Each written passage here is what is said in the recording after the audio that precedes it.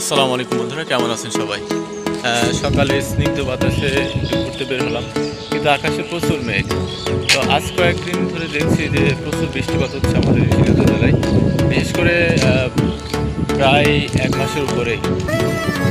তো যার কারণে কিন্তু বিলে প্রচুর পরিমাণে পানি বেড়েছে এবং দেখছেন সাদা যে অংশ পুরোটাই বিল, এবং এই বিলে এমন পরিমাণে পানি বেড়েছে যেখানে ধান লাগানো অসম্ভব হয়ে যাচ্ছে এবং চাষিরা হয়রানির শিকার হচ্ছে।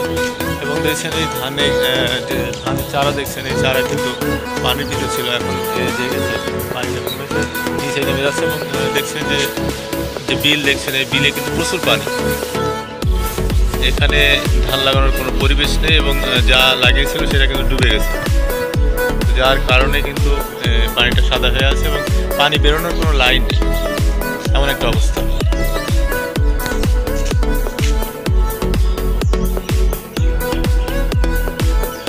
তো বর্তমানে কিন্তু গ্রাম অঞ্চলের এটাই সমস্যা, প্রচুর বৃষ্টিপাত হচ্ছে এখানে এবং বৃষ্টির পানিতে ফসল তলিয়ে যাচ্ছে, যার কারণে কিন্তু কৃষকদের হয়রানি, এবং এই হয়রানির কারণেই কিন্তু আস্তে আস্তে মানুষ অতিষ্ঠ হয়ে যাচ্ছে।